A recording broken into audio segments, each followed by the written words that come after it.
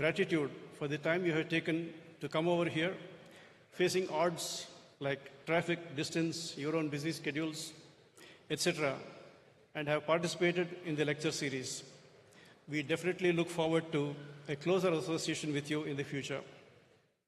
A special gesture of gratitude to all our guests who have come from outside of Bangalore, from various parts of Karnataka, Tamil Nadu, and Telangana. I'd also like to extend my heartfelt gratitude to the PES University management. The PES institutions, founded by the late Dr. Doraiswamiji and the current Chancellor, Dr. Jawahar Doraiswamiji, have been staunch supporters of our philosophy and activities. They readily consented to host this lecture series in this gorgeous, state-of-the-art auditorium. I express my heartfelt gratitude to the PES University, the entire team of the management, including the support staff, for their support and cooperation that they have extended to us in holding this lecture series. The print media,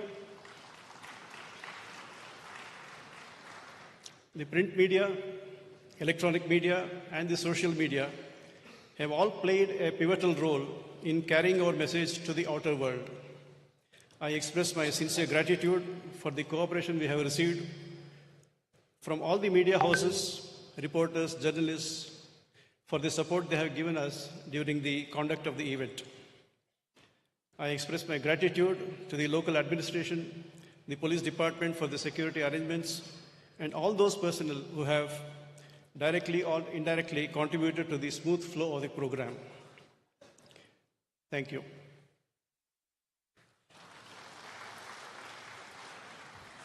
So welcome back. Let's continue with our question and answer session. This question related to Islam, love jihad. So questions asked by Nandakumar, Dr. C.H. VSV Prasad, K.S. Rajiv, Mamata Rajesh, Prakash Hegde. Question goes like this. What is the response to worldwide jihadi movement, Gajwa-e-Hind? How to rekindle the martial spirit in Hindus? What each of us can do? What to do for survival when few communities produce more children? What are the steps taken by RSS to curb Muslim appeasement? Many businesses, organization of Muslim community, especially hotels, uses Hindu name, uses Hindu god photo and cheat Hindus. What is the solution? How to avoid Kerala story kind of love jihadi situations? What can be done at grassroots level? Names. Who asked these questions? The last name was not it. Yeah, Islam and love jihad related. Dr. Purnima Choradi asked the question, how to avoid Kerala story kind of love jihadi situations? What can be done at the grassroots level? Sorry. First thing, Sangha says, don't give too much thought to what others do. Focus on what we should do. Others are doing it. Not today. We have not done what we should have done. That is why we are falling to prey to such desires. So what we should do, for example, love jihad. How can that be a girl or a boy reared in our Hindu samskaras, our own, blood of our blood? He is led astray by someone outside due to some petty attractions. How foolish he is. We have kept him foolish. We have not enlightened him. That is our lack. So the samskar in our households, the maryada of behavior, giving that to our children is our responsibility. We have faltered in it, and the result is success of love jihad. First, this thing you must understand. Secondly, don't put everybody into single bracket. For example, जिस जिहादी movement, गजवाए हिंद, perpetrators of love jihad, there is a section of Muslims, you may say a large section, but there is a section of Muslims who deplores all these things. We should know them.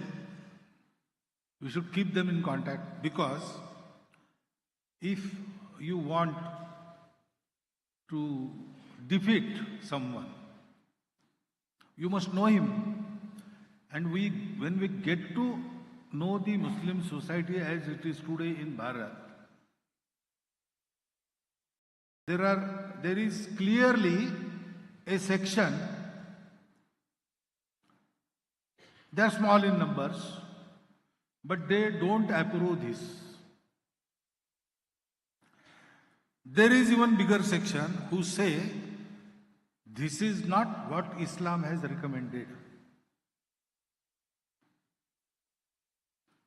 Then there are those who are neutral, but because there is a system of running the society of Islam which compels every member, knowingly or unknowingly, willingly or unwillingly, to do particular things, they have surrendered themselves to that system.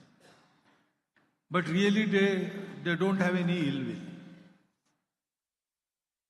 That is vast majority. And there is a sizable section of Kattarpanthis. There are many Muslims I meet who say that political Islam is different, this Islam is different. So when we see these activities, we bracket whole of the Muslim society into one bracket. That is not good. We are Hindus, we do not think like that, one thing. Strategy-wise also, this is wrong. You are, by force, you are increasing their number. So befriend with such people, and in Muslim community there should start education of Muslims about Islam. That should happen. So that Samaniti is also required. And we have to fortify ourselves. So Dandaniti is also required. Dama and Bhed is not for us. We do not want to purchase anybody, convert anybody, and we don't want to divide anybody. But good people we have to segregate from the mob of bad people.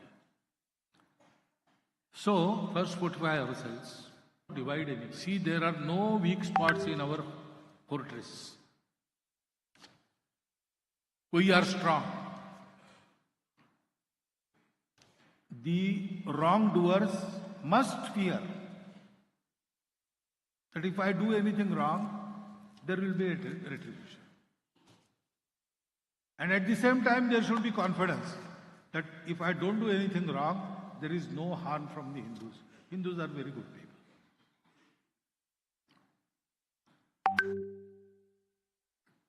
Keep our own house in order. And then segregate good people, bring them out from the bad fortress.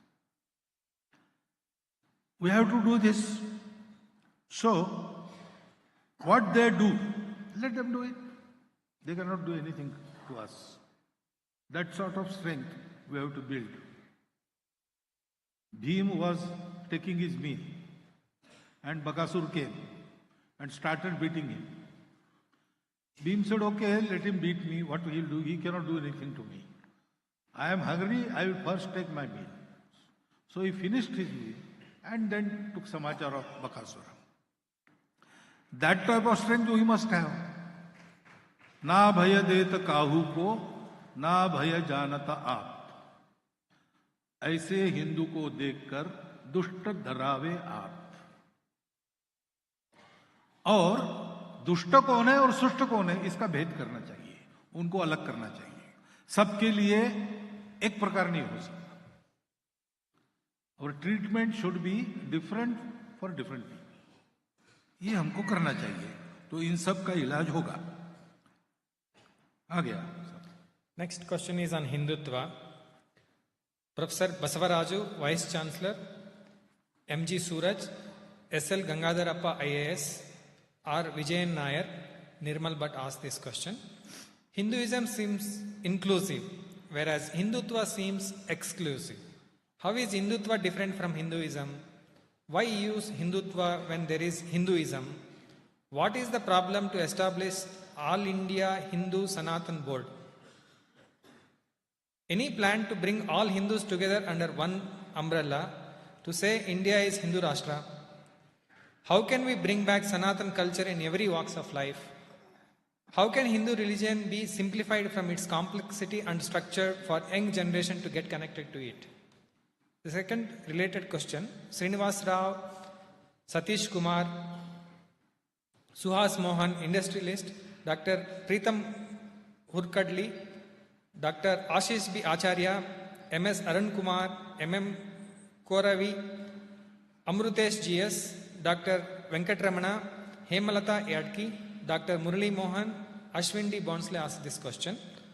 How to convince so-called secular Hindus or whoever are afraid to say as Hindus to be proud Hindutva? To be proud of Hindutva. What would be status of Hindus in India and around the world in next 100 years? How can we propagate Hindu Rashtra in Tamil Nadu that is dominated by Dravidian idea? Motherland and Bharat Mata is post-colonial construct.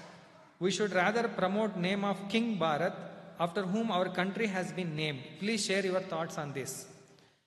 When would our country be declared as Hindustan instead of India?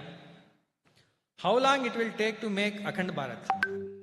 Is it really tough to integrate all Hindus to create a pure Hindu nation by suppressing anti-national forces? How do we rekindle or reignite the idea of Hindu Rashtra amongst youth? So first thing is you have to decolonize yourself. Otherwise you will not understand. For example, Hindutva and Hinduism. Now which is the recentmost word in these two? What is our traditional word? Ism. Ism is a foreign thing. Ism translates into our languages as Vada. Have you heard traditionally used word Hindu Vada? No. The traditional word is Hindutva, Hinduness. And you say Hinduness excludes and Hindu Vada includes. This is not logical, sir. This is the bad logic or illogic that has been systematically inculcated in our brains. Ism is never inclusive. Ism means a closed thing. Tva-ness is inclusive. Because in ness, values are important. Expression differs according to the Desha Kala Paristiti. But we cannot understand this unless we forget this colonized narration, colonized perception of Hindus from the wrong viewpoint or sometimes utterly ignorant viewpoint of the West. So, Hinduness is inclusive. In Hindu means, I told you, can you name a particular form of worship as Hindu? No. Even if you don't daily worship, you are Hindu. Even if you do not believe in Ishvara, you are following one of the darshans of Hinduism. You are following Kanad, who on his deathbed was asked to chant name of Ishvara. He said, no, I don't recognize Ishvara, I recognize atom. Thrice he says, Pilavaha, Pilavaha, Pilavaha, atom, atom, atom, and dies. He is the respected Rishi in the Vaisheshik Darshan. So, Hindus include everything. Actually, Hindu is the name of a nature which respects and accepts all diversities and recognizes the underlying unity. That you are calling exclusive. And ism, which is at the root of so many conflicts in the world, you are calling exclusive. How can this logic thrive? So, please understand that first. All India, Sanatan Board, etc., there were no boards. Because of this freedom, we were asked to follow certain values. 4. Satya, Karuna, Shuchita and Tapas. No more do's and don'ts. Everything that comes under this umbrella is allowed. And even everything that is outside this umbrella was given a legitimate space in the scheme of things of the society of Hindus. When you utter the Rudradhyaya, Stena Patayo Namaha, and hail to the chief of thieves. Well, there are thieves. They are also part of humanity. They are doing bad things, but they are also have to survive. Everything and everybody is recognized. There is no exclusion within Hinduism. So, any plan to bring all Hindus? Yes, there is a definite plan, and the plan is named Rashtriya Swayamsevak Sangh. That is going on.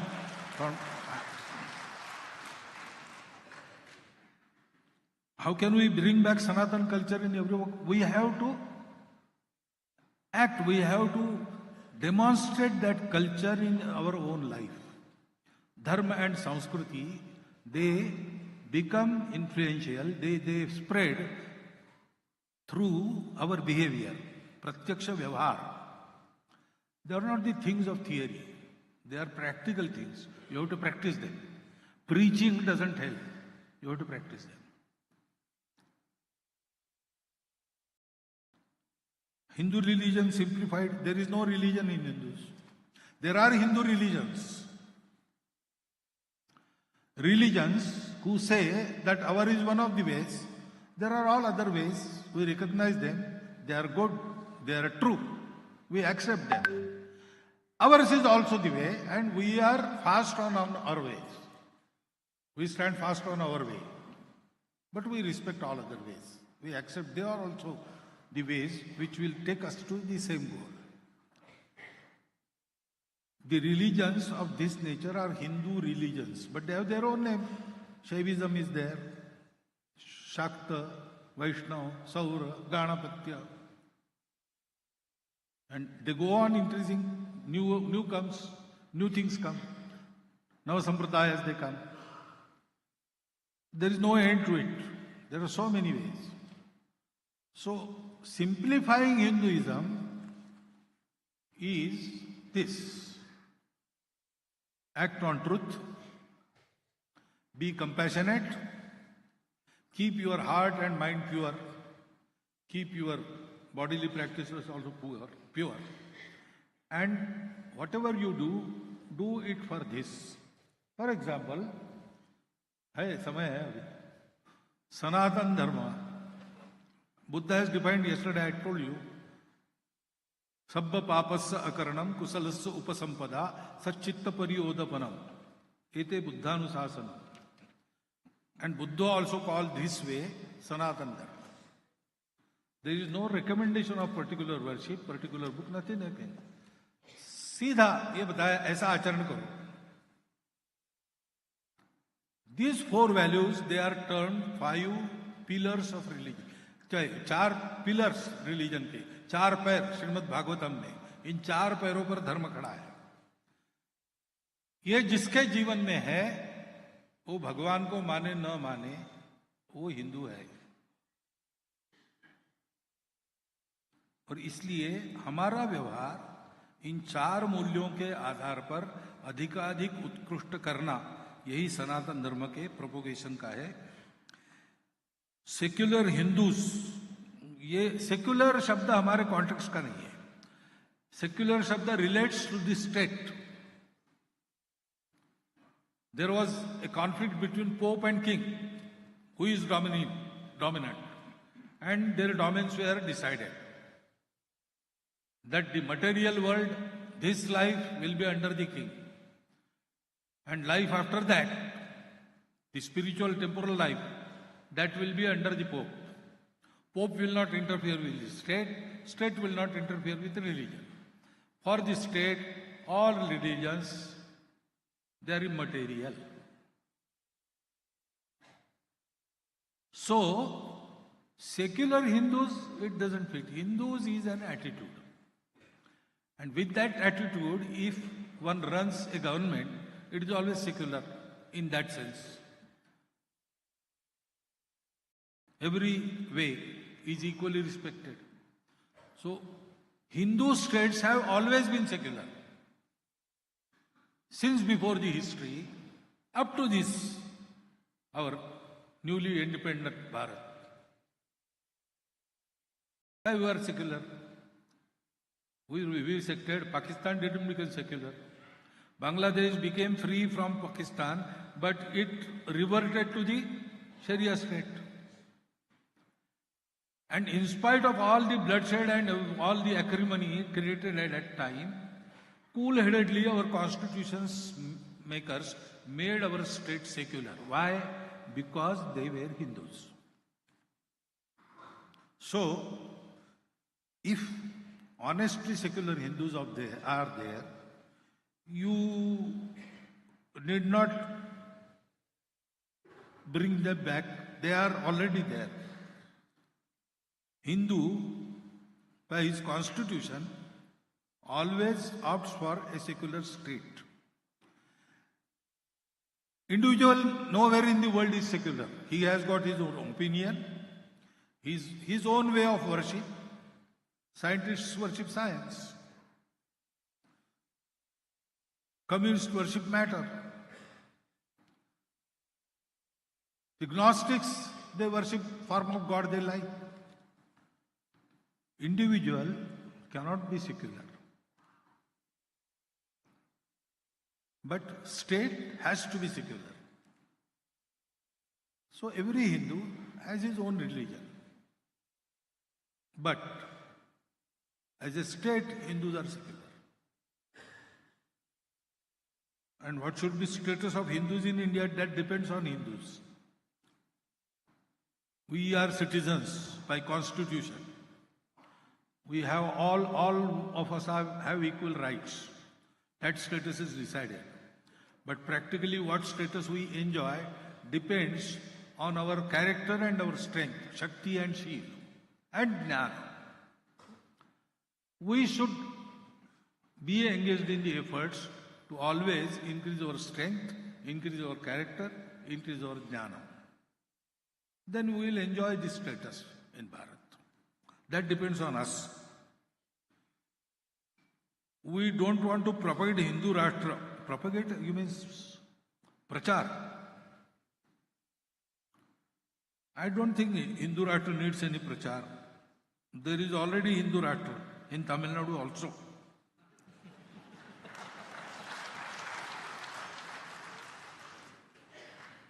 Dravidian idea, what is Dravidian idea? Okay, there are Dravidian parties, etc., etc. Don't they go to temples? Let aside be worship. Don't they celebrate Pongal? Chakare Pongal, Pashu Pongal, all those 3 kinds. They include everybody. At least for statement's sake, they say that all religions are equal for us. Don't they? Those who say that all religions are equal for us are all Hindus from Arctic to Antarctic, and from west to east.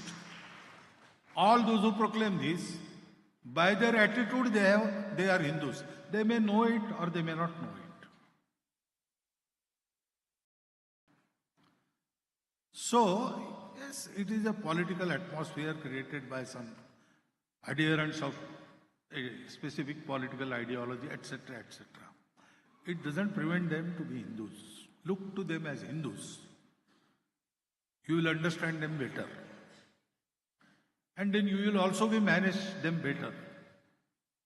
Look to them as Hindus and treat them as Hindus. They are Hindus. They may deny it publicly, but they know in their hearts they are Hindus. If they go to mandirs and hear the bhajans, etc. there, in the southern musical style, one of the great leaders of Dravidian movement asked in Madurai Mandir the bhaktas to stop the chanting of bhajan. He said, if I keep on hearing this, then I will be here as a bhakta. I don't want that, please stop. That is how they are there.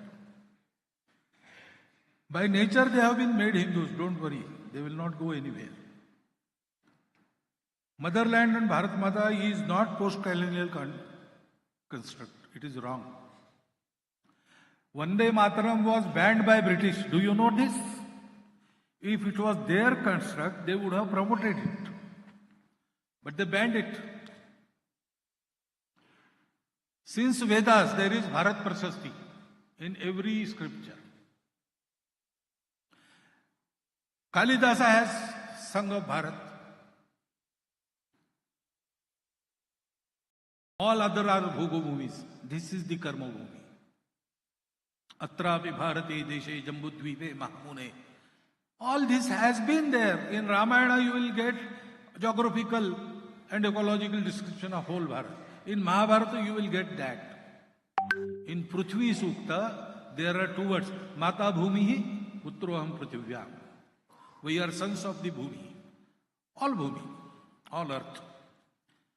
But then why different word was used? Because I want to tell about my identity.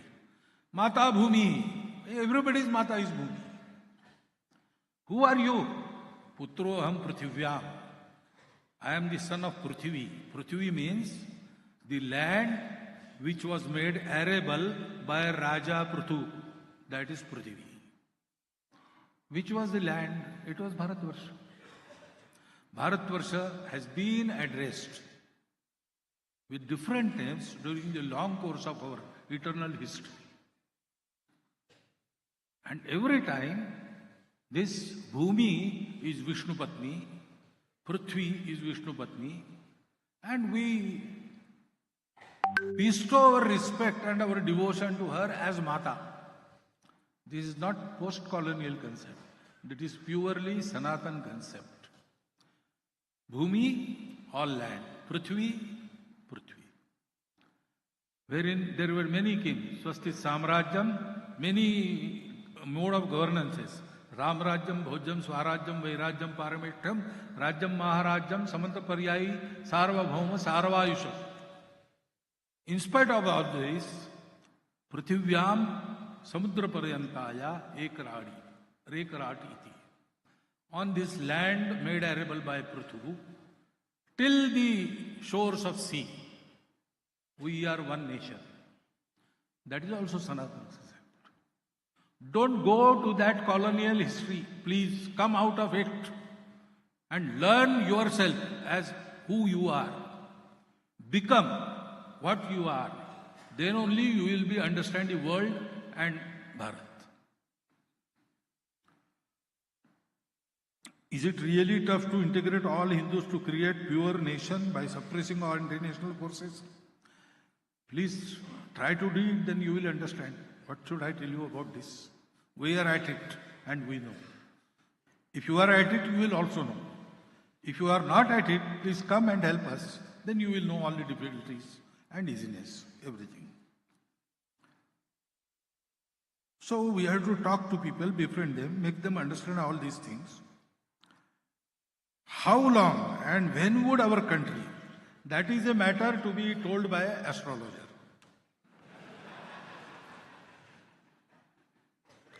See, once Dr. Johnson was asked a question. Dr. Johnson and that fish thing? So he was secretary to some very celebrated English author. So he was asked the question, how many fishes it will take one end to end if we attach the fishes, how many fishes it will take to cross the distance from earth to moon? He replied, one will be sufficient if it is long enough. So, if earnestly 142 crore people of India start doing this, I think tomorrow morning, Hindu Rashtra. But if we don't, then no one can tell how much it will take. But definitely it will happen, because we are at it. Till completion we will be at it. Next question is on lifestyle, gadget and apps. Balakrishna Adigas asked this question. Is electronic gadget and social media killing family values? Dr. Anita Prasad asked this question. Invention of AI, artificial intelligence and modern tech on our children happening now. How we can save ourselves. Can we save ourselves and children from potential cultural disruption? These are the questions. So, is payasam killing your gut? If you are a typhoid patient, yes. If you are not, no. It will fortify your gut, increase your digestion. It is not the technology that kills or that makes us survive. It is we, the users, how we use it. You cannot stop technical advances. They are going to come.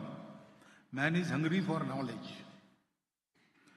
And when hungry man starts eating, there is no restraint. So research also has no restraint. It will come. Today or tomorrow, that technology is going to come. We have to be prepared for it. With reference to AI, this is said that AI is going to come, you cannot avoid it. Future is going to come, you are not able to avoid it. It will come. It is the question how you are going to prepare it for the future. Prepare yourself for the future. So we have to prepare ourselves for these gadgets and everything. For example, mobile. Now mobile has many uses. And mobile also causes many harms. It can be said for anything. Major cause of death in human beings is their birth. Logically, it is a correct statement.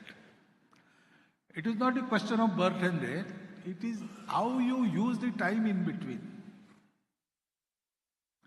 The same way, how we use it, our mobile is very useful. But there are some restraints to be observed. So first, parents should do that. There should be screen time restriction. When to use mobile? When there is someone who has come as a guest from outside, we should not, in front of him, we are paying attention to mobile and not to what he is speaking. That is not bhadra. That is not proper. That is not good manners. By our exemplary behavior, we should allow our children. Children are to be pampered up to age of 5. Then, up to age of 12, they have to be trained. From 12 to 16, 17, they have to be guided, not trained, facilitated. After 17, they are your friends. लालयेत् पंचवर्षाणि दशवर्षं तु ताडयेत् प्राप्ति तु षोडशे वर्षे पुत्रं मित्रवदाचरेत्. There are these 4 phases. All through these phases, we should have our example and we should talk, heart to heart talk with our children, not telling them rules, giving them information, giving them knowledge, answering their questions. Have a heart to heart talk. Children must open themselves before us. They should not be afraid of us. They must respect us, but they must love us more. If we train our children in these ways, we can teach them the discipline regarding technology. Once that discipline is there, then the technology can be used for the betterment of humanity, and all its pitfalls can be avoided. So please do it, Madi Nodi.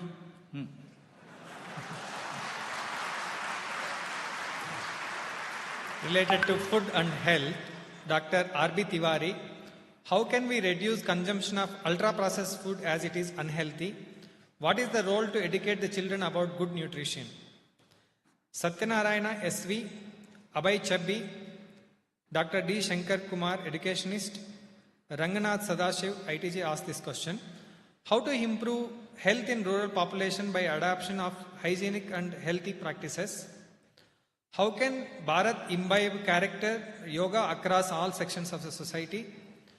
What steps to be taken for actual need of brain stimulations, artificial intervention, which is already risk of mitigations? This highly technical language is there. You mean drugs? Brain stimulation? Any type of artificial stimulation, especially when it causes addiction, is harmful. It has to be avoided. For example, I wake up from my sleep and then with a cup of coffee I start my day.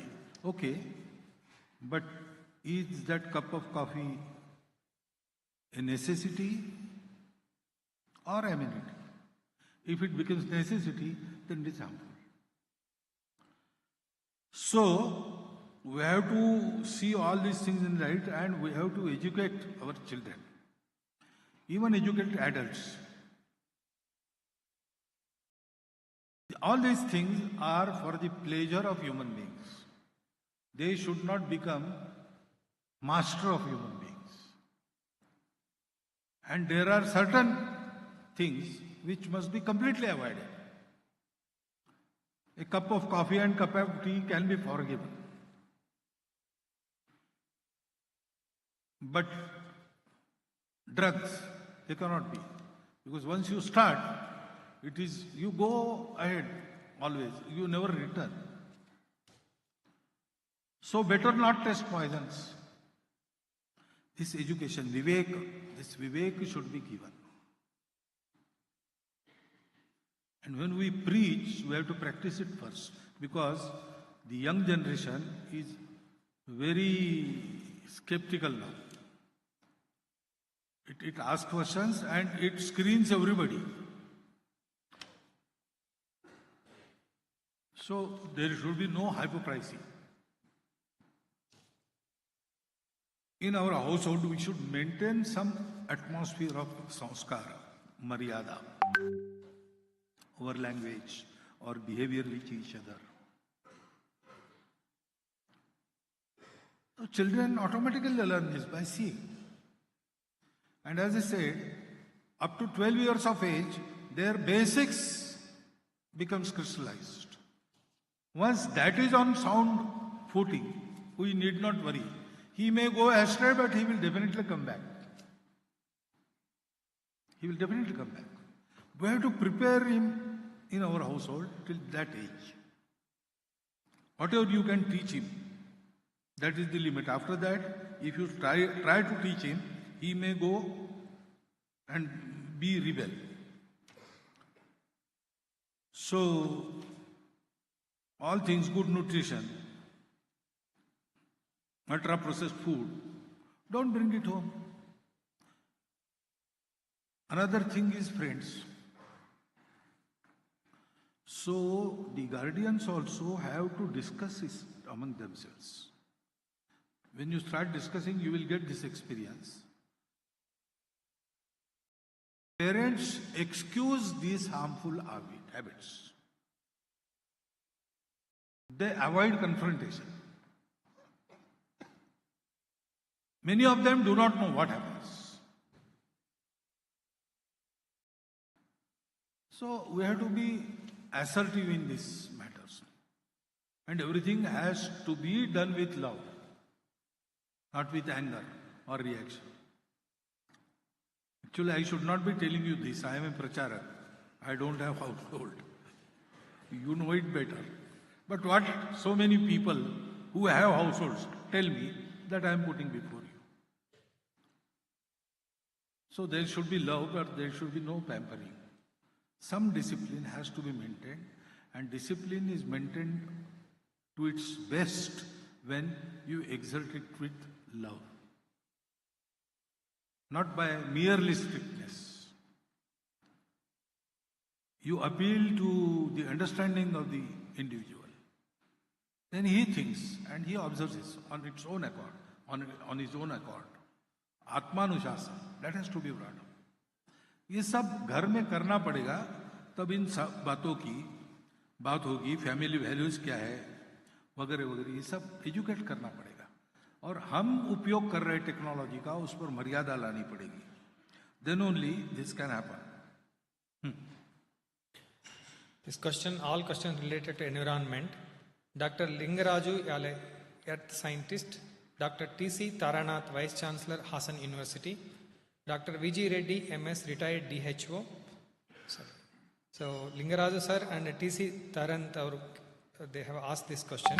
How to integrate holistic philosophy of environment in education at all levels? What role RSS plays in protecting natural resources and environment? Dr. V.G. Reddy, MS, retired DHO. Sumit Nanda, Advocate Talai Mutarasu ji asked this question. What are the measures taken to control air pollution in metropolitan cities like Delhi? How can RSS create national awareness about cleanliness? Sustainable growth के बारे में एक question है. CA Unnikrishnan Prasanna Darog asked this question. Economic growth comes from consumption, but the impacts nature negatively. How to balance growth with earth? What can we do to protect environment as we focus on economic growth of country? Ashwini Akkunji Chidananda, international athlete, asked this question. Our country is second highest exporter of beef in the world. This is exploitation of animals. What is your opinion on that? You see, our Swayamsevaks run a world countrywide activity in the name of Paryavaran, ecology, wherein we try to change the behavior and attitude of families and individuals by giving them small action points. We summarize it in 3 formulas, or 1 formula with 3 points. Pani bachao, plastic hatao, ped lagao.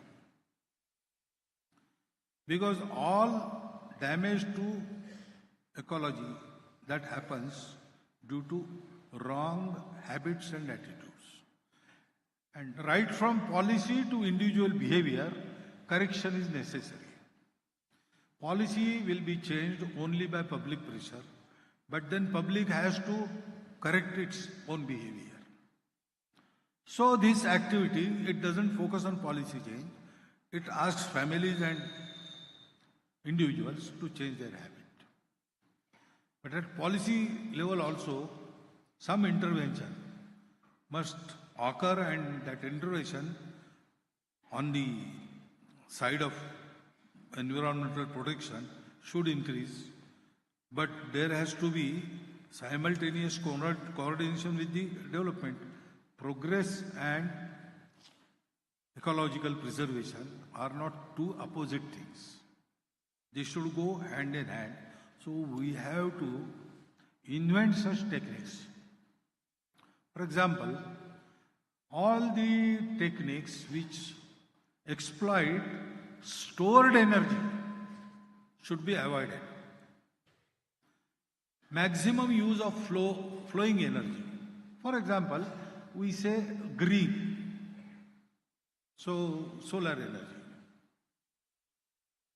That is, at least for coming millions of years, it is an unexhausted source of energy. We should use that instead of the electricity generated through thermal hydro projects interfering with nature. We should just receive what sun gives us. And we have no means of storing it, using it. We should make our households, our cities. The whole airport of Bengaluru is green airport. So there is a solar farm in the outskirts. Kochi airport. So such initiatives have now been taken. Use of alcohol instead of crude oil. All these things, world is experimenting on that. New knowledge is coming. On that basis, we have to change our technology to green technology. So for that, activism is necessary, education is necessary, and governance initiative is necessary. And with a little urging, this can happen now. Atmosphere is such. National awareness has to be created. Our activity creates that. It's Paryavaran Gatividhi. It is all about that, creating this awareness. Economic growth doesn't come from consumption. Economic growth comes from production. That is the difference in our outlook and Western outlook. They increase consumption by increasing the demand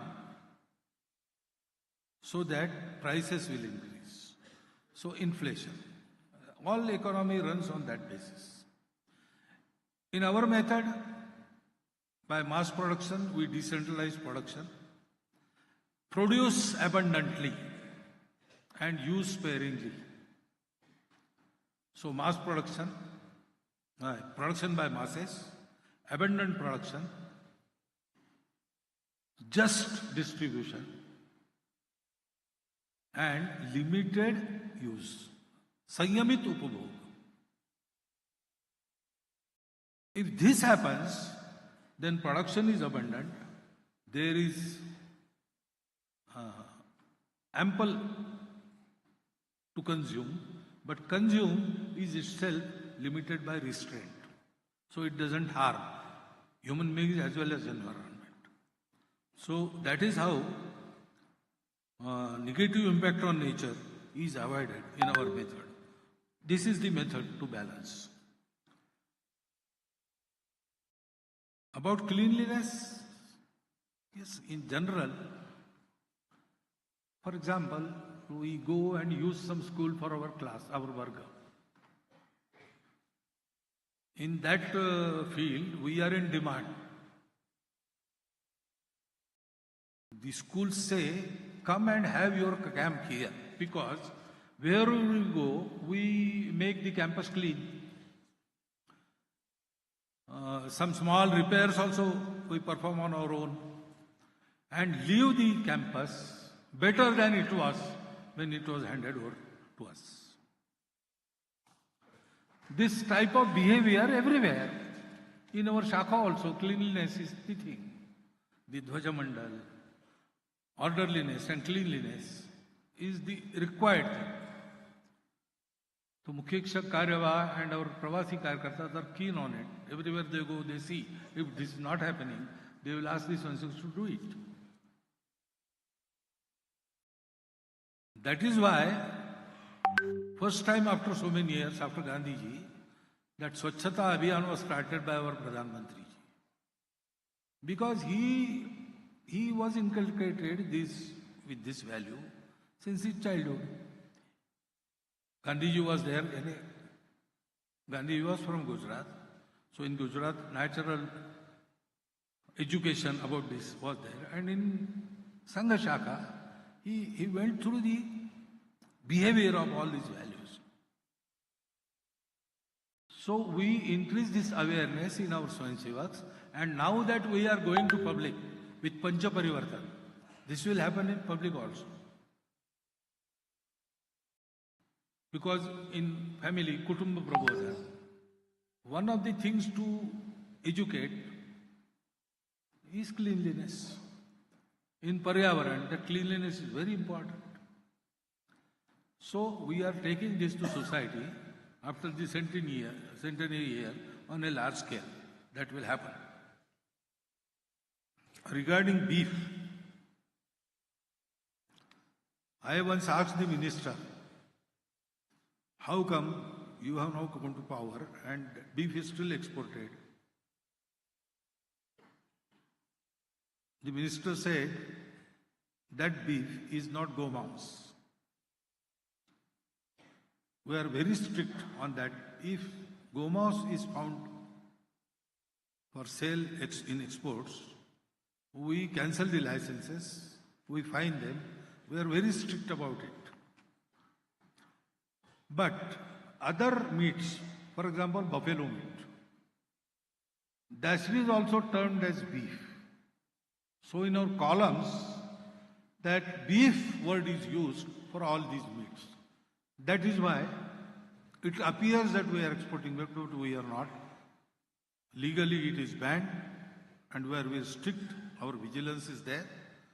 In spite of that, if something is happening, then there may be exceptional few cases like that. But why should meat be exported? That is the question raised by many, not only you. In Bharatvarsha, many saints also asked me.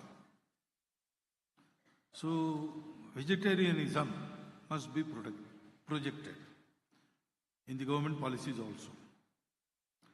But then we have to undergo a tremendous change, because in our society, in Hindu society, 72% of people eat meat. Not daily. And in the month of Shravan, they totally avoid meat. On Guruvara, they don't eat meat. Generally on Budhvar and Ravivar, they eat meat. But they eat meat. So first we have to treat this, if it is possible. For example, in Bengal, Assam, Odisha, fishes are not considered as non-veg. They said it is panifal, fruit from the water.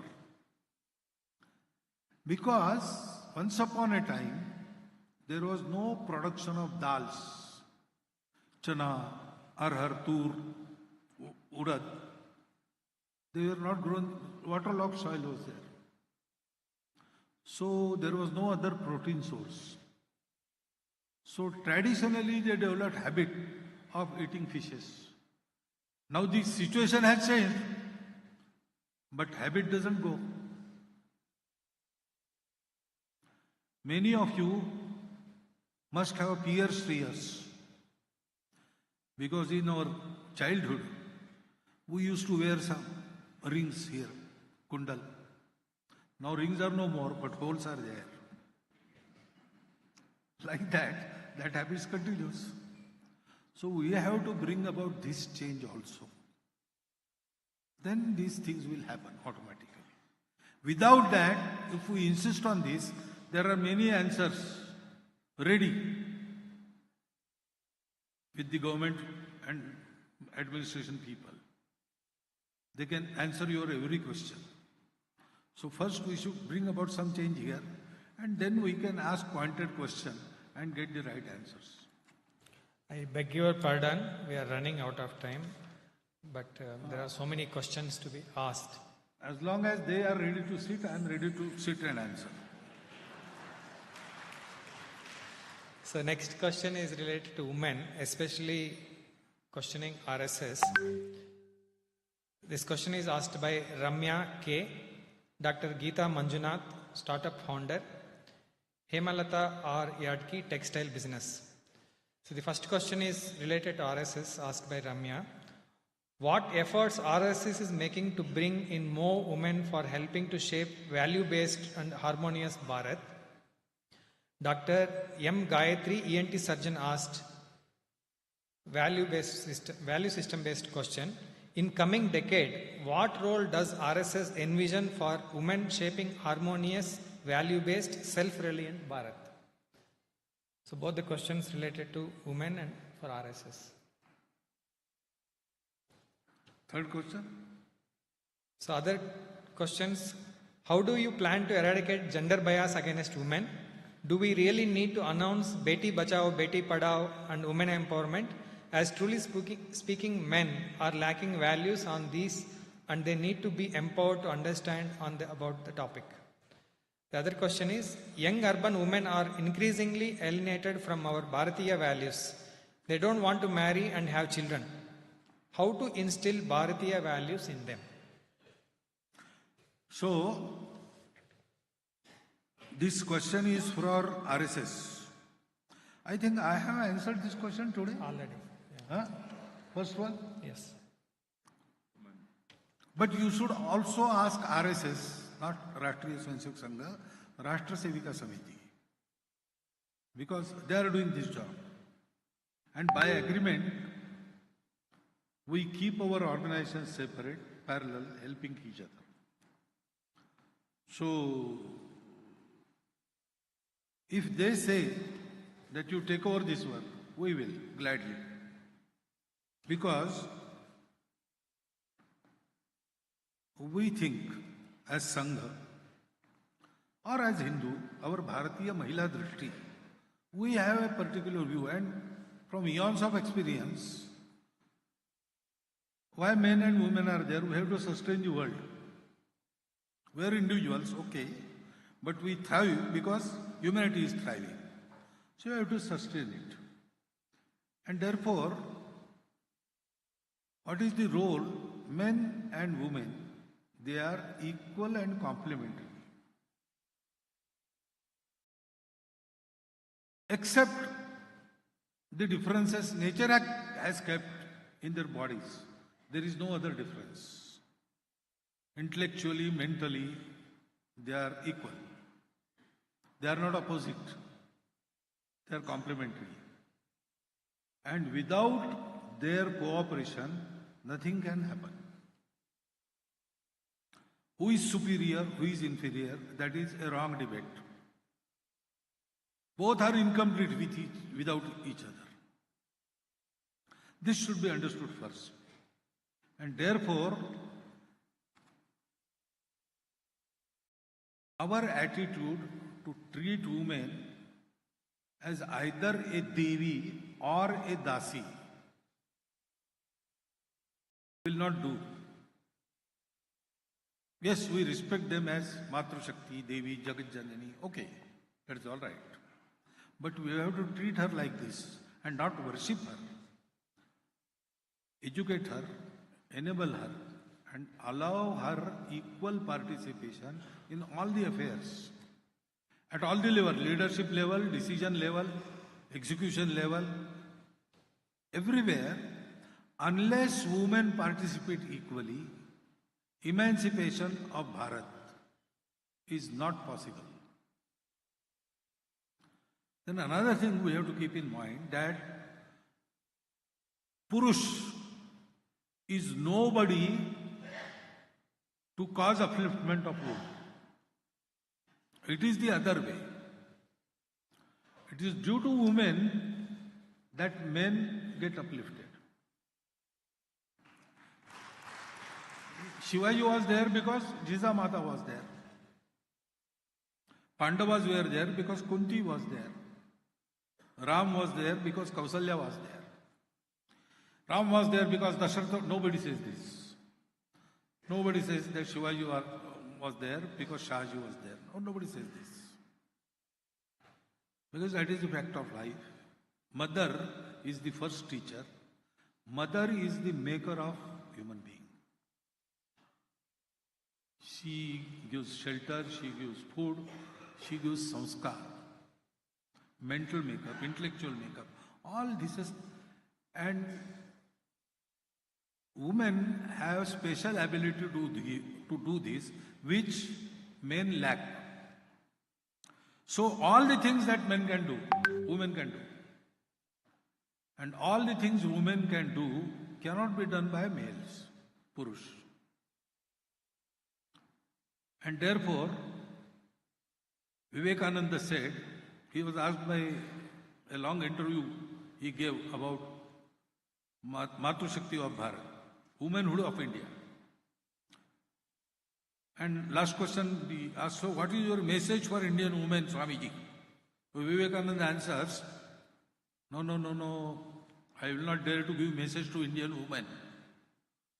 I will pray to them and I will advise men not to interfere in their affairs. You cannot uplift women. Woman is the cause for your upliftment. So please allow her to do her core. Educate her. Give her opportunity. Don't be a hindrance.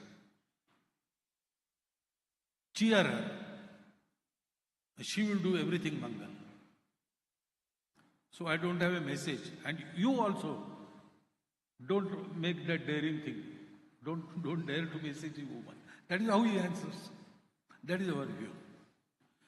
So with this view, when women slowly became active in various organizations run by our Swayamsevaks, etc., naturally we urged them to come together and on the basis of their experience in the public field, decide how to educate Bharatiya women, how to solve their problems, how to educate the families, to bring about the amenable atmosphere. All these things, they have to guide and we have to follow. So that work has also started. Mahila Samanvay has started. Slowly they are realizing. For the first time, last year, they had a program completely executed by them.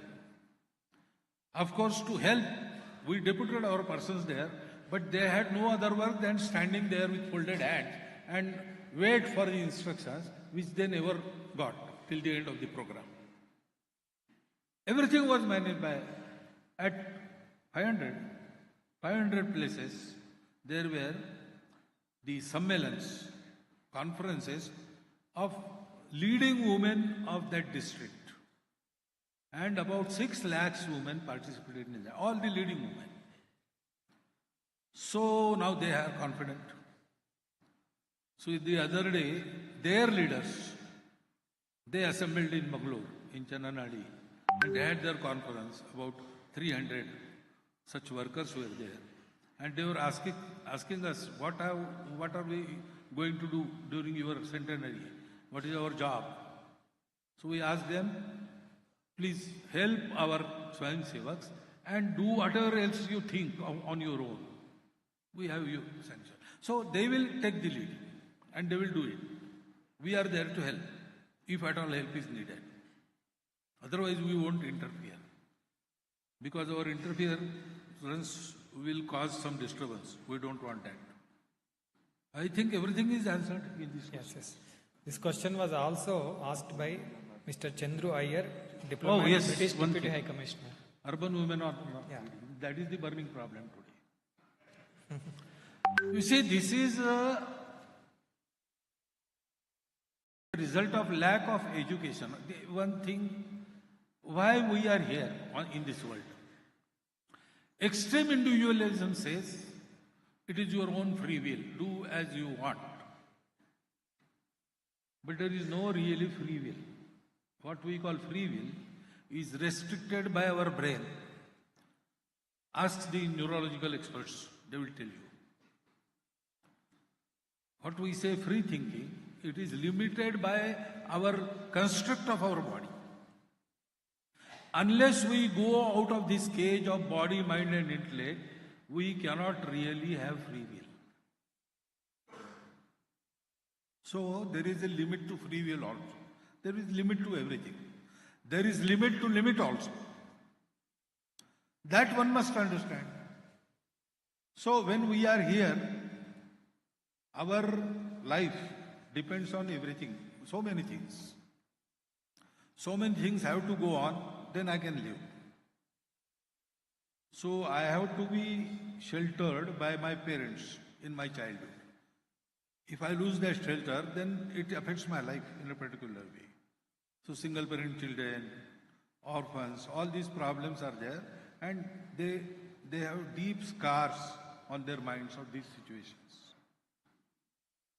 So to be everything all right with me, I have to be dependent on so many. And therefore, I have also a duty to sustain them. One of that is to continue. Every species on the earth wants to continue. It doesn't want to die, and bodily everyone has to die. Therefore, the another bypass to this death is increasing your numbers. For that they have to marry. Procreation is one of the natural duties. Okay, you got vairagya somehow, and you want to become sannyasi or sannyasini. It is allowed. But sannyasinis don't run the society. Society is run by grihasthas. So grihasthashram is a must. Brahmacharya, grihastha, then vanaprastha and sannyas. This is the sense of duty. And not only duty, it is the sense of sustaining the life. Sustaining the life of humanity, life of the planet, as well as my own life. Such deep thoughts are not there in young men. Parents have to impart this, but parents do not know this thinking, I think. Actually, it is our inherent thinking. We have got it in our inheritance. Now, how to talk with them? You have to provide some love first. You have to have that atmosphere of dialogue, etc. I have told it. Through this, we have to give this sense. Marrying or not marrying, that is not the matter. One may feel that I will not marry. Okay, I am Prachara. I did not marry. So why should I tell my sister, you marry, if she doesn't want to marry? That I will not do. But then, if I am going to employ my single life to some useful purpose, which satisfies me, always as it satisfied everybody else, who have taken so many pains for me, then it is all right. But it is my sweet will, my whim that I will not marry. That is not good, because we don't live for ourselves. We live for everybody we are connected to. And that is the human life. Otherwise, all animals live for themselves. What is the difference between man and animal? All this has to be inculcated slowly in the childhood through various stories and exemplary behavior of other relatives, including parents. Little thought-provoking should start after teenage, during teenage. And then they think. They have been led astray by so many things, so many forces. But to bring them back to the path, to keep them on the path, is possible only when we stimulate their thinking, clear thinking. What is the purpose of life? It is not ego. It is responsibility. It is responsible towards everybody. Otherwise, we cannot be happy. In spite of all the pleasures, we will feel empty. That wisdom we have to inculcate. Then only this will happen. We have to have that bond since childhood. Somewhere in the families, it is not there. That is why this is happening. Next question I am taking from politics. I am just summarizing the question. This question is related to corruption. Wing Commander A. Raghunath, Balakrishna Adiga, Dr. Subhash Chandra Rathod, Professor M.S. Subhash, former VC, Srinivas Raghavan, Captain K.P. Nagendra, Agastya Bellet, V. Murali, Vivek Alva asked this question. How to curb corruption? The second question is from Dr. Prahalad. What is good politics in Bharatiya way? Third question is from VP Kaniram, retired IAS, Lahari Velu, Raja Simha, Dr. Subhash Chandra Rathod. Can we have political party neutral system, having people representative who are not attached to any political party? Any other form of government is possible.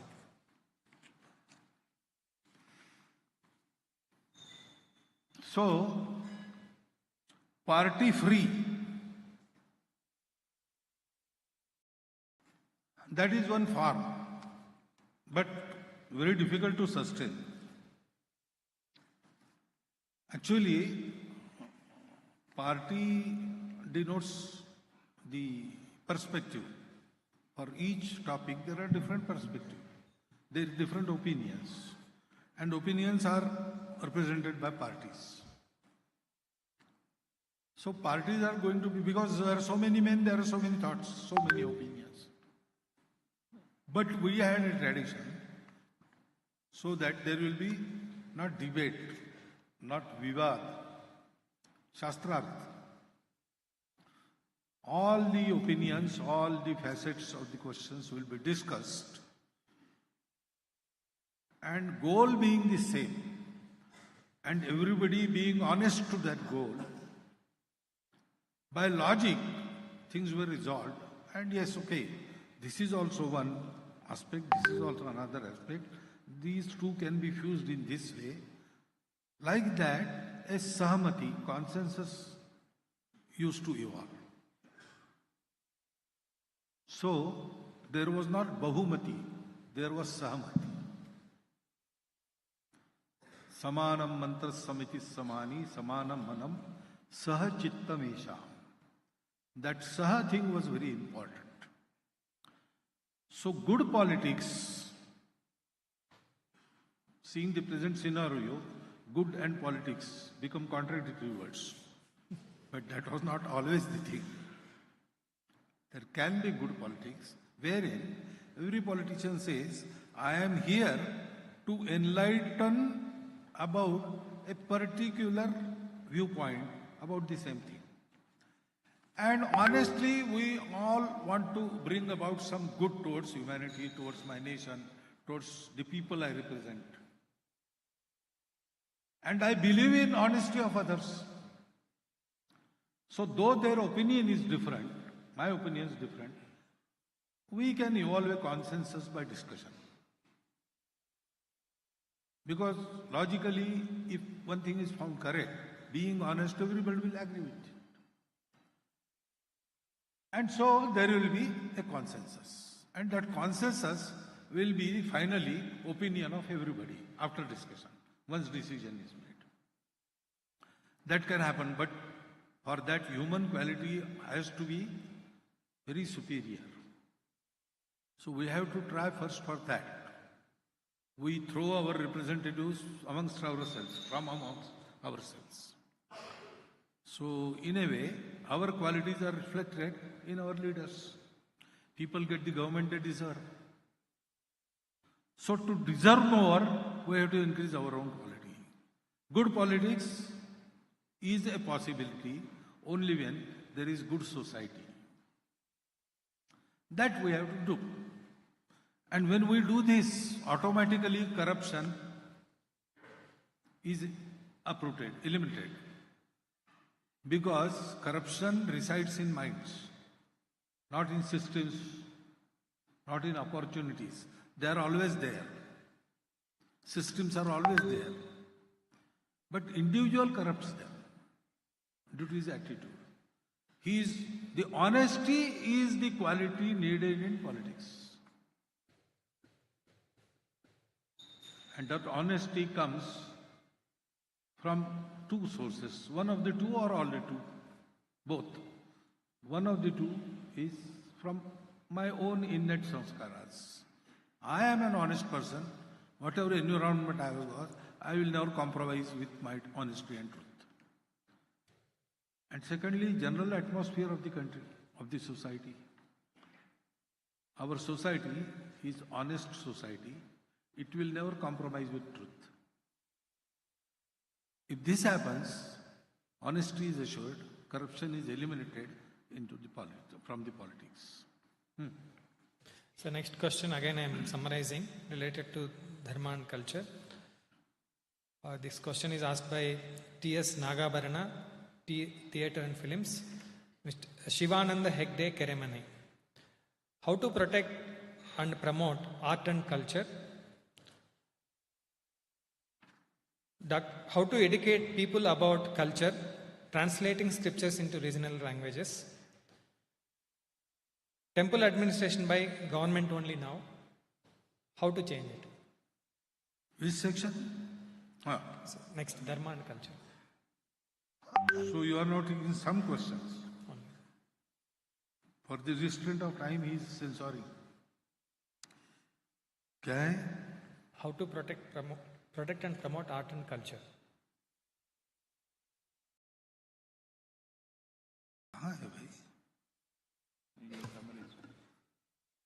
Oh.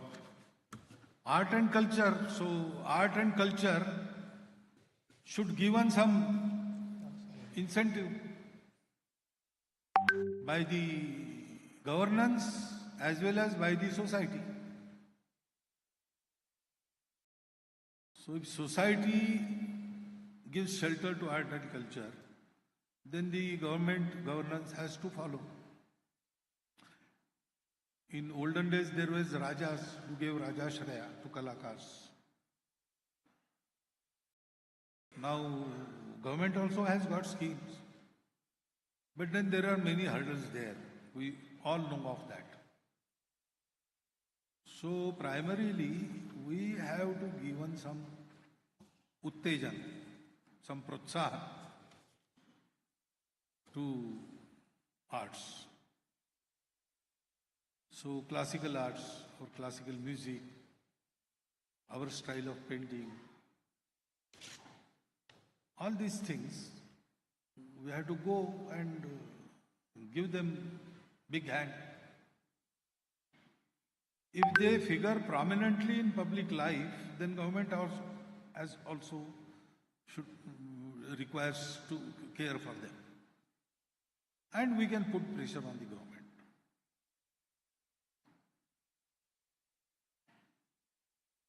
And the Kala Jagat should get organized. There is a sort of competition in that which is very natural. But that should not be converted into rivalry. Everybody should help everybody. Then that can happen. There is no other way. Only government giving some arms to artists doesn't suffice. Artists require audience. Audience must be enthusiastic. That is the way. Next question related to education. Traditional value related questions. Professor Nagaraju, Dr. M.V. Alagavadi, Aarti Sharma, Jagdish Shekhar Nayak, entrepreneur. There is one question without name. Satish Shaine Navi, Sharmala, Keshav Prasad Mulya, Dr. Venkatraman, Hemalata Edaki, L. Srinivasaya, Anirudh Khane, Mrutyunjay Shastri. Asking question, how to include traditional values in education like Panchakosh, Dharmik Shiksha. And there is one question related to foreign influence and foreign university threat. Dr. R. Nagaraja, Professor K.N. Subramanya, Chudi Shivaram, journalist, Srish Kumar, Ravindra G. Katote asked this question. How to tackle foreign university entry and protect our education? Then in this context only, one more question. How to free education from Macaulay and leftist ideology? How to include skill, local language, quality, tech and affordable education? Affordability in education. Quality, tech and How to include skill, affordability. Affordability. affordability. So, the Panchakosha Shiksha Pranali is now coming in the new education policy. But it is a question of implementation. Technically, it will come into the forms, etc., all these recommendations, procedures, it will come. But Panchakosha Shiksha Pranali also involves spirit of the teacher. So the teacher's education regarding this new thing is a vital thing to be successful. For it to be successful. So, how to go about that? The institutes on their own can take up this training, or government also has to go about it systematically. But Panchakosha education as principle has been accepted and incorporated in the new education policy. Foreign universities, if they have come. We should avoid as far as possible. But okay, now the present state of education here, we may have to take support of some such university. Then we should be firm on our own basis first. There is a tendency in our society to get attracted to everything foreign. And we take it to be synonymous with the quality, which is wrong. Quality-wise, the best in foreign countries is Finland. And Finland's system of education is much akin to our Gurukula system. So we could recognize this and we could reshape our policies. We could have our universities based on that system. Some such experimentation is a must. Research has to be undertaken on all this. Yesterday I spoke about the Indian knowledge system. So Parashar Maharshi's that experiment. Some such things are there. We should have them in our universities also. So foreign universities when come, they will see that they have much to learn from us. So foreign universities come here not to influence us, they come here to get influenced by us. That should happen. Other things which are not desirable will be dispelled out as and when we get financially strong. Our universities become sustainable on their own. Government dependence must be lessened. Social cooperation must increase. The universities will be free to experiment education in this way. Otherwise, they will have to always walk in the frame provided by the government. There will be no experimentation.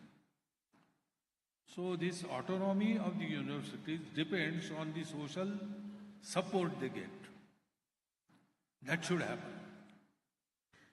और क्या रह गया? So this question related to leftist ideology. Actually, there is no ideology left in the left now. There is only power politics. So the persons with ideology, persons with our ideology, they have to deliberately make effort to occupy the posts at key levels and not use them only for exerting their power, but use them to bring about the change. Otherwise, a particular leftist man was there, he was dislodged, and I was placed in his place, in that chair. So I am satisfied. Now everything I have got fulfilled. I have to do nothing. I have to sit in this chair as long as I will be allowed to. Now, if you go there, you have to make use of it. For this, we have to copy the leftists. They were also, due to some anukulata in politics, etc., they were propelled there. Or they make the situation to their advantage so that they got those posts. But they didn't sit idle in their chair. They took care that for coming generation, this continues. When we go there, we have to do this. We are not doing it for our own self or for the interest of our party or RSS. The education in Bharat should go on a prescribed line, should not go astray, should bring about real education, should bring about good human beings. That is our intention. So we have to keep this in mind and use those places. But first, everybody has to make concerted efforts so that in such key positions, men with good intention, not necessarily they should be Swayamsevaks, they should be honest, they should have national view, and they should have kartrutva, efficiency. Such men should be placed there. And they should not sit idle, they should make provisions for generations to come. So then we can turn the wheel in right direction and mend the things. Next question on global affairs. Mr. T.S. Mohan, scientist, Dr. H.L. Subbarao, G.K. Patra, Jagapati Jha, Professor of IIMB, Ashwin Bhosle, Dr. Prabhu Ramarao, researcher, asked these questions. Also, the question is, how to educate Hindus outside to save them from left wokeism, jihadis, etc. How we can create better understanding world over about Bharat and Hindutva, especially in neighboring countries. Claude RP asked a question. What is your opinion on Indo-China policy on border issues with Tibet?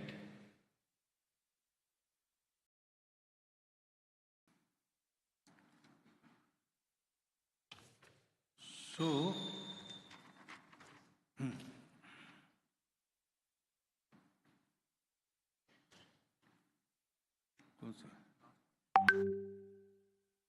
yeah.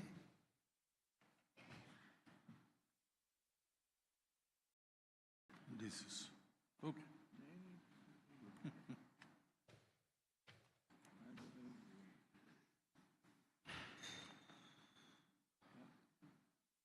You summarized it into the sentence. Read that sentence again, please.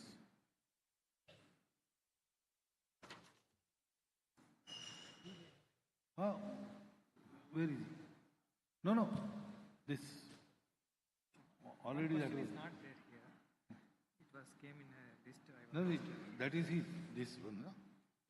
China. Yeah, China. You read about this? Yes. What is that sentence? It is there. Oh. I think part of that question has been answered in previous question about our children.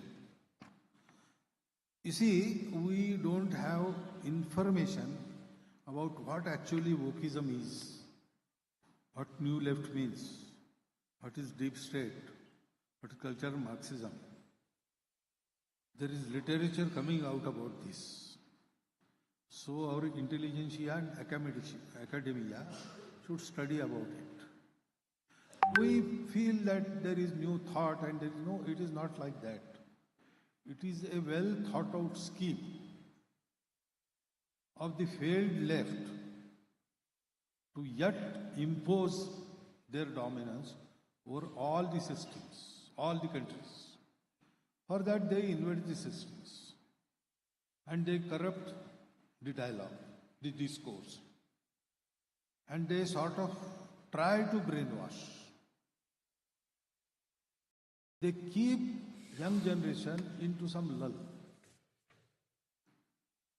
All this should be understood, this mechanism, this methodology, and then only we can counter it effectively. So we have to prepare intellectual kshatriyas for that. Actually, West has lost to them. They had once declared that we will make the Americas stink, and they have done that. In 60s, they planned about Bharat. Shri Guruji in the Indore Baitak had warned about it. We are now having the glimpse of what they do. It is there inside our country. So we have to guard ourselves, study it, and have some countermeasures. One of these is to educate our Hindu generation not only about what we are, also about what they are, where they came from, how they thought, what is their plan. When they get the history, authentic literature is there in the world. Some Bharatiya authors also have written about it. Documented, well supported, with references. This literature is there. And the new generation wants those things. So, with proofs, we can educate them. Once they get educated, then it will be easy for them to battle them. And we have to better understanding of the Bharat. To create that, we have to go outside, outreach. Already that outreach began in the period of Vivekananda. But world pays attention to only those who are strong. Now, because we are strong, world wants to learn about Hindutva, Bharat, RSS, etc., etc. There are so many Santa Mahatmas representing our Bharatiyatva, Hindutva, outside Bharat, in various countries. They are doing excellent job. A networking is necessary. And a higher purpose is necessary. Up till now, it was only for the spread of their own sampradaya. But now, they are representatives of Bharat. That they should understand.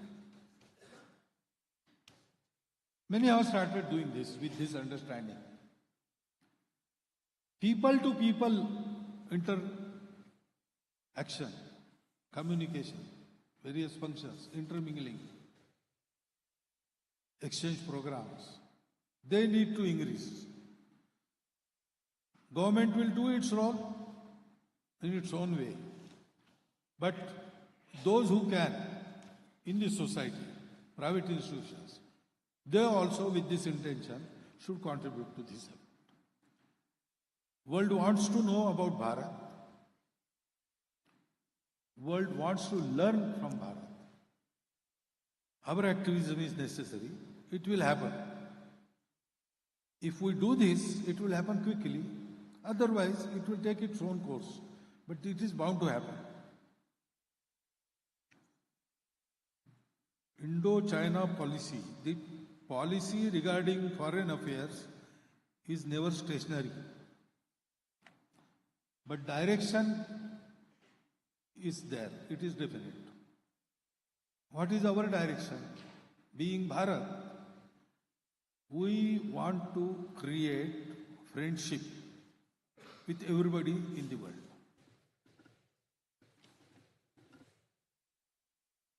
Now, at the government level, with China, we have got some difference of opinions and there is conflict.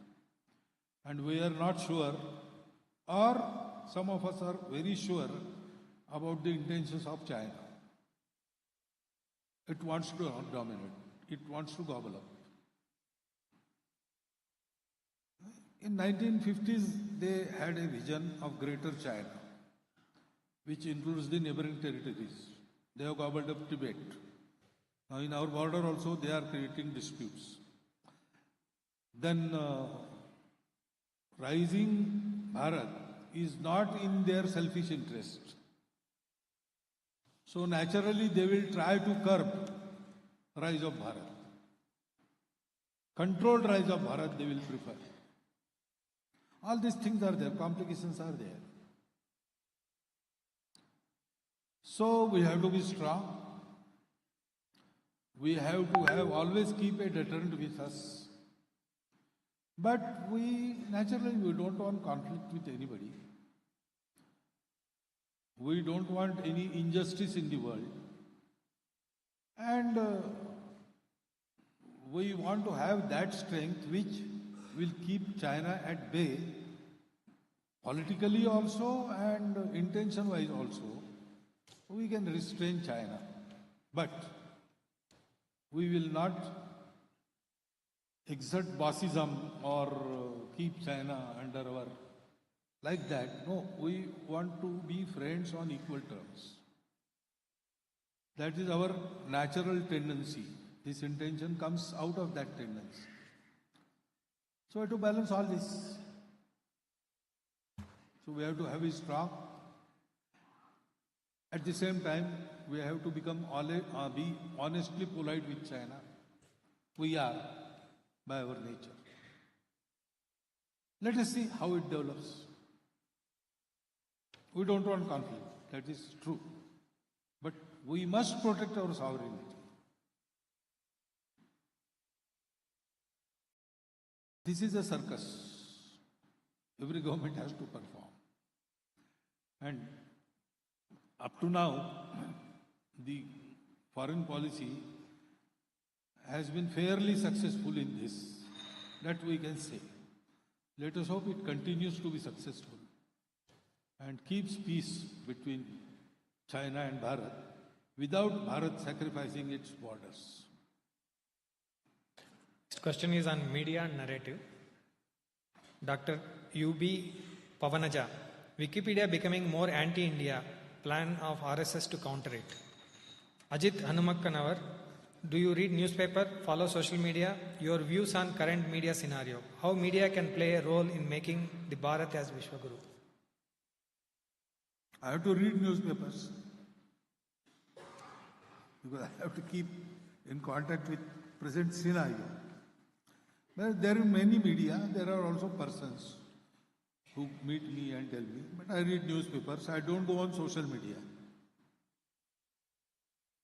Much time has to be devoted for that, one thing. And everything on social media is not worth going into it. There are many platforms nowadays. So once upon a time, Wikipedia was the only platform and therefore supreme importance was there. And whatever Wikipedia said goes. That was the situation. But now that is not the situation. What is that chat? Goki. Chat, Gorkipedia and ChatGPT. So you can go on those platforms, learn the truth, express your opinion. They are not one-sided. They are not controlled like Wikipedia from a single center. So you can have that. RSS need not do everything. As I told you, RSS thinks only about man-making. RSS does nothing else and Swayamsevaks do everything else. So there are Swayamsevaks working to that end. They are doing it. We came late in this field, so we are a little behind. But we will cope up.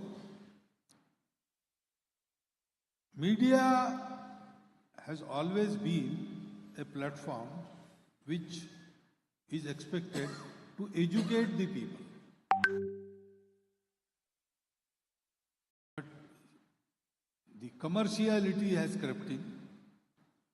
So there are efforts to thrill the people. Whatever is sold is dharma, like that. No, that is not the thing. You have to educate the people. And I think after a period of much decline, why I say this, I met media people in Delhi. Say, I was in Sarsanghchalak 15 years back. And the last question asked to me by the media heads of Delhi was, Bhagwatji, we noticed that your credibility, Sangh's credibility has increased and our credibility has gone to zero. What is your advice to restore our credibility? At least there, that was the condition. I think things have improved. Media has become more responsible. It will continue, it should continue to do that. Because other sources are not there now. Only media is there, through which people get the information and views. So, media is part of the society. If society thrives, media will thrive. So, media should educate people properly. And now there are many programs which seek to do that. Style has to be improved. It keeps on improving. By experience, they will learn. I am hopeful about media. There are two miscellaneous questions. Prashant Chandra, reforms are needed in the area of judicial accountability. Are there any plans? Rajesh Mehta, businessman, asked this question. How to come out from rat race and live a meaningful life? Ashwin D. Gowda, IRS officer, asking this question. How can we ensure that our work as an officer aligns with RSS vision and character building? So, reforms are needed in judiciary has been proclaimed by even Chief Justices of our country, Supreme Court Chief Justices. But there is no a meaningful initiative to bring them about. I don't know whether there is some assistance from outside. So RSS has not thought about it. What reforms should be there? There are many suggestions given by various organizations, including the Adhivakta Parishad, wherein Swayamsevaks are working. But to implement them, initiative has to be taken.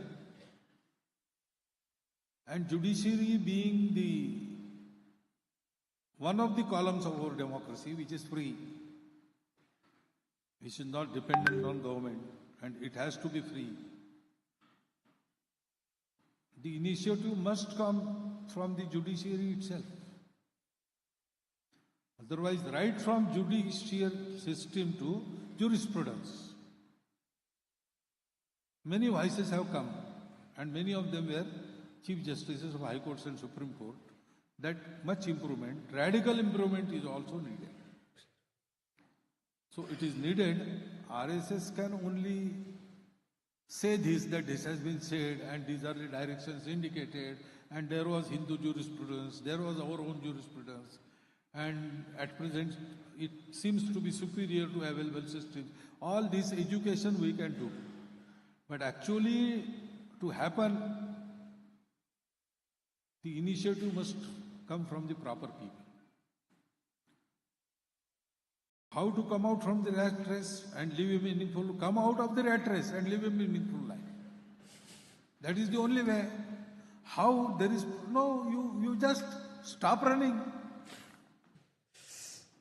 Stop running, come back. There is no law that you should run in that race. You yourself have included yourself in that race. You come out. Think a little how to spend life after that. What meaningful activities you plan. Who will help you in that? All this fielding you should take stock of and then come out. The day you come out, the monk who sold his Ferrari, have you read that book?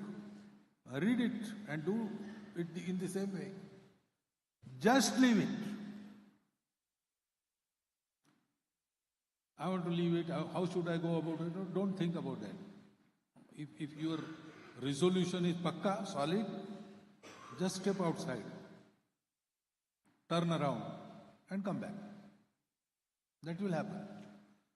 Once you come out of that race and you apply yourself to other things, other human interests, try to make life meaningful by serving, by giving back, you will know how to do it. If you know what to do, you will know how to do it. So again, Madinodi is the only way.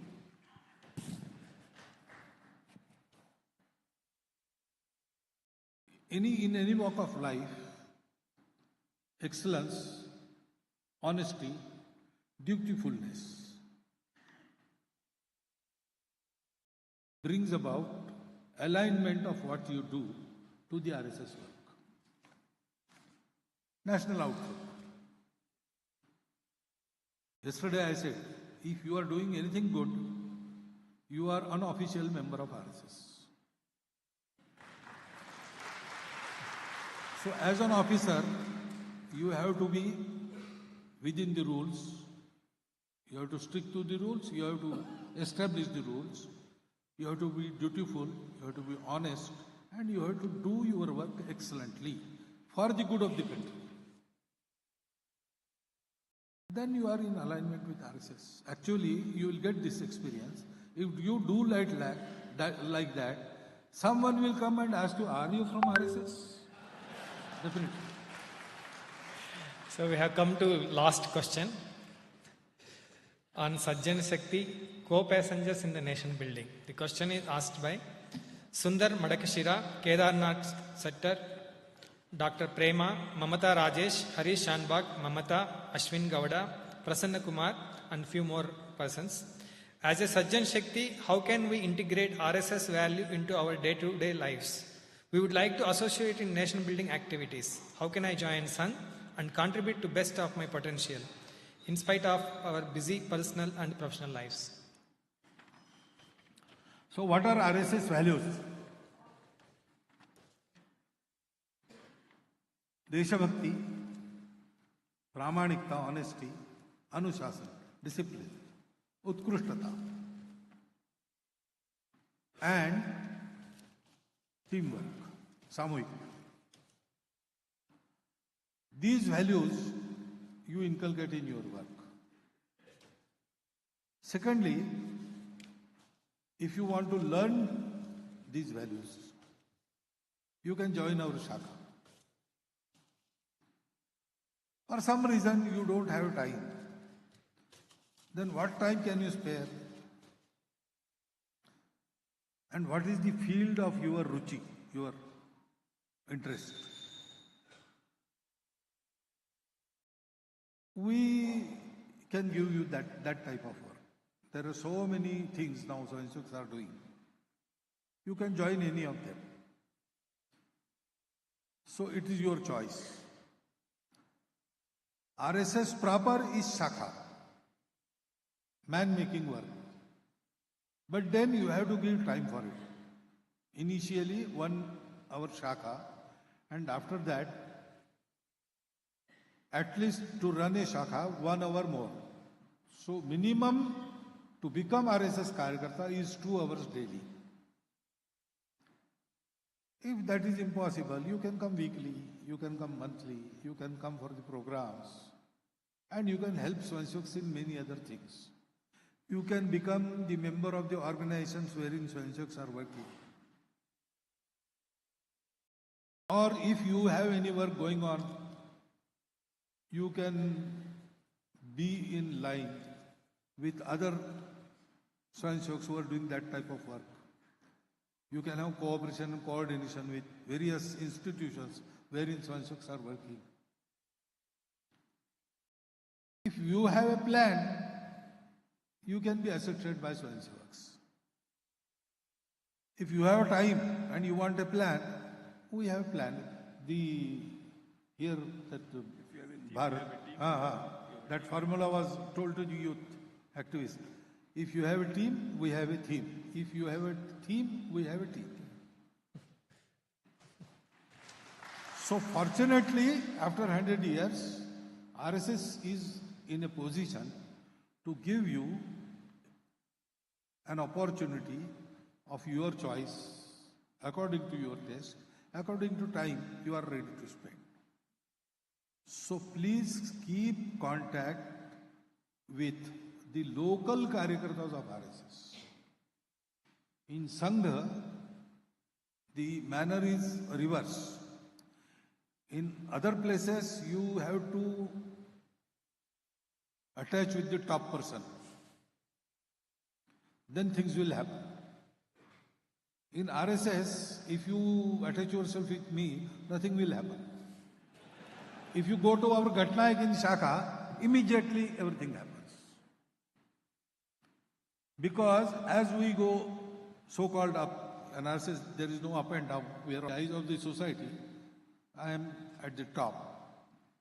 So as you go up, your field work goes away from you. And you come more in the Margadarshak position. So as Sarsanghchalak, I am merely a friend, guide and philosopher. A little step down, he is the CEO, General Secretary. He will work. But you want to get involved, you have to get to the local Karyakartas. They are doing the field work. So keep them in contact. Wherever information is to be given, they will carry the information of such and such person. He wants to do something. We have such a field. Or he wants to work in that institution. So higher ups are to be approached. They will do it. The things will happen quickly. You said this is the last question. Two things you have to understand about Sangha. First, Sangha does nothing.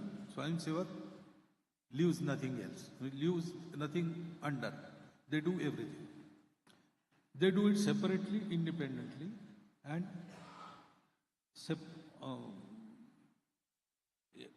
eventually they become self-sufficient. So, you are addressing every question to Sangha. What is plan of Sangha about this? Plan of Sangha has planned only for organizing and man-making of the society. Everything that is happening through which you know Sangha. You don't know Sangha through Shaka. You don't know Sangha through Mohan Bhagwat first. You know Sangha through Narendra Modi first.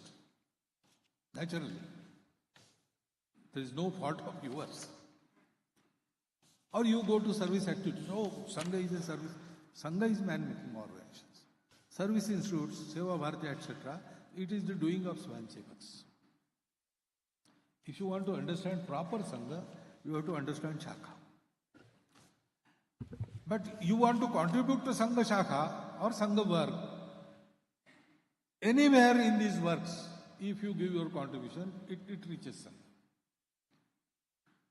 Because Sangha creates Karyakartas.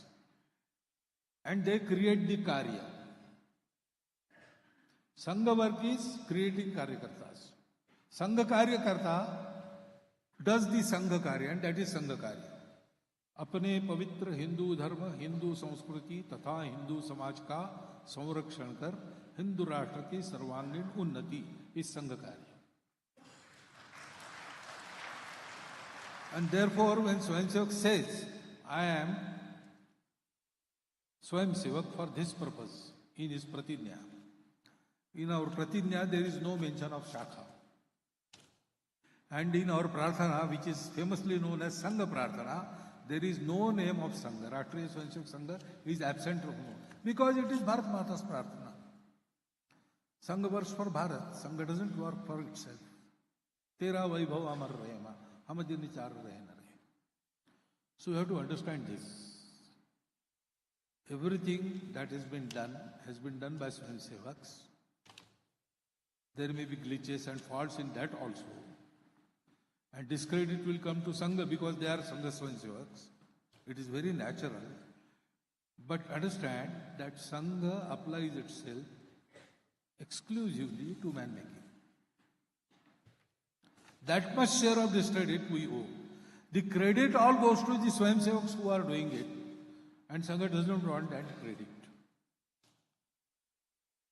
This you have to understand.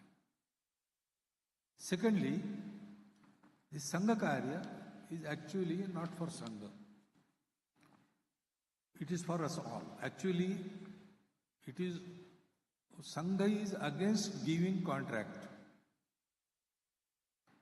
We have had a bad habit of giving contracts. First, we used to call, because once Bhagwan said that Dharma Samsthapanat Arya Sambhavami Yuge Yuge. So we caught hold of that clause of the agreement, and we always say, Bhagwan, come now, you had promised. You know, what is the halat of my society? What is the condition of my country? What are you doing? You promised to come. Why are not you coming? Rabbi, it is your own country. What are you doing about it? But Dayalu Bhagwan never asks it.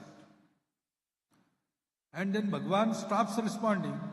Then we go to the government. What is government doing about this? What is government doing about this? We are a Samaj, and Samaj creates all these things. So Sangha says, don't give contract to Sangha even. No avatar, no vichar, no Mahapurush, no party, no Sangathan can bring about emancipation of this country. It is the society which has to transform, which has to take lead. Then all these things will be assisting properly. Otherwise, all these will be ineffective if society is sleeping. And therefore, what Sangha is doing? Sangha is doing its bit everywhere. That I can assure you of. But that doesn't suffice. Okay, Sangha is doing its bit, government will do what I am doing. That is the sort of introspective thinking Sangha wants to bring about in our Hindu society. So in that light, try to understand Sangha, and better than hearing some speech or asking questions, go directly and see Sangha from inside. Once you feel Sangha, you will understand it. Till that, always there will be some doubts, some lacuna in your understanding about Sangha. How sweet sugar is, it can be described in so many words, scientifically, in the manner of literature. There can be a poem also about that. But you just have half a spoon of sugar, a cube of sugar in your mouth, and you will know how sweet sugar is. That is how you want to do it. You must do it. Come and see Sangha from inside. Join and work with our Swayamsevaks in various fields. If you have time, come and join the Shaka.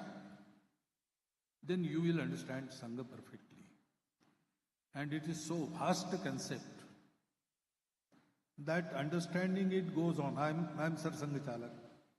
I am also in the process of understanding Sangha. Shri Guruji, our Dvitiya Sarsanghchalak, once said, he was asked by he told in the Bauddhik Varga that now I am Sarsanghchalak for so many years. I have started understanding Sangha a little. If Guruji says that, then it is a continuous process. Hari Ananta, Hari Katha Ananta. This is my experience which I am sharing with you. You can experience and create your own impression. But anyway, whatever is your perception, impression, it should be based on facts and not propaganda, perception, narration, etc. So I have told you what the truth is. Whether you like it or whether you don't like it, it is your prerogative. Decide about it. You have right to decide anything. But whatever you decide on the basis of these facts. You can come inside Sangha and witness the Sangha working and confirm whether what I have told you is factual or imagination. That also you can do. Be assured of the facts and then decide. This is the only request I have to make. I am sorry I could not answer all the questions for the restraint of better compilation was not there, and I think 283 questions. 480 questions. 470 questions. 480 questions. 480. So, it is already late for your lunch. I conclude with this remark. Thank you for hearing me patiently. Take my answers patiently. We'll meet again sometime. Now, before Rashtragan, just one instruction. Now we will be going down one step for taking lunch. From there, after taking lunch, you can leave the place. Now there will be Rashtragan.